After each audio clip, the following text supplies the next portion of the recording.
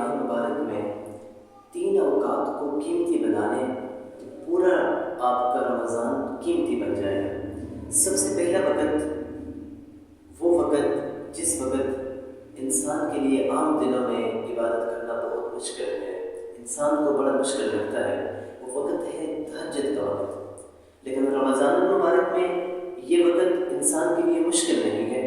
اگر اس وقت کو انسان قیمتی بنانا چاہے اور سحری کے لیے ویسے بھی انسان اٹھتا ہے تو کچھ دیر کچھ لمحے پہلے اٹھ جائے، 2 رکعت نماز نفل پڑھ لے اور اللہ کے سامنے گڑ گڑا کر اللہ سے معافی مانگ لے۔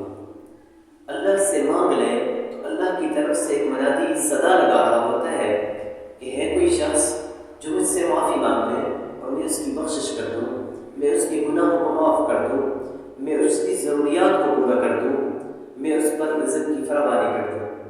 تو پہلا وقت یہ ہے کہ سحری کے وقت جب ہم اٹھیں تو کچھ لمحے قبل اٹھ جائیں اور اللہ رب العزت کے سامنے 2 نفل پڑھ کے اللہ سے اپنے گناہوں کی معافی مانگ لیں، اللہ رب العزت سے اپنی دعائیں اور التجائیں مانگنا شروع کر دیں۔ اور دوسرا وقت اگر یہ انسان یہ تینوں وقتوں کو، ان 3 اوقات کو قیمتی بنا لے تو اس انسان کا پورا رمضان بھی قیمتی بن جائے گا اور زندگی بھر اس کی قیمتی بن جائے گی۔ دوسرا وقت ہے فجر کی نماز پڑھنے کے بعد کا وقت۔ فجر کی نماز تو آج کل پڑھنا انسان کے لیے آسان ہے کہ سحری میں اٹھ چکا ہوتا ہے انسان، اس کے بعد فجر کی نماز پڑھنا انتہائی آسان ہوتی ہے۔ فجر کی نماز پڑھنے کے بعد کچھ دیر اشراق تک بس کچھ دیر بیٹھ کر ذکر اذکار کر لیں، قرآن کریم کی تلاوت کر لیں، دعائیں کر لیں، کچھ بھی ذکر اذکار کر لیں، کچھ تسبیحات پڑھ لیں اور یہ وقت بھی قیمتی بنا لیں۔ اور تیسرا اور آخری وقت بہت ہی قیمتی وقت ہے، وہ وقت افطار سے کچھ قبل رہے۔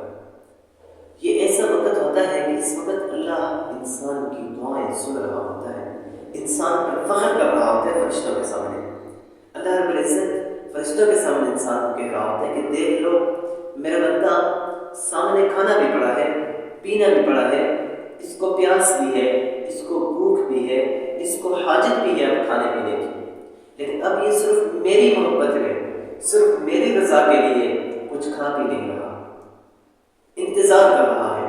اور اب ایسے لمحوں میں اگر انسان ہاتھ اٹھا لے اور اللہ سے مانگ لے تو کیا کہنے اس انسان کی، اس کی خوش قسمتی کی اور اس کی سعادت کی ہم سوچ بھی نہیں سکتے۔ کس قدر سعادت مند ہے یہ انسان اور یہ گھڑی کس قدر سعادت مند بن سکتی ہے۔ تو ان 3 اوقات کو آج سے ہی قیمتی بنانا شروع کر دیں تو آپ کا پورا رمضان قیمتی بن جائے گا۔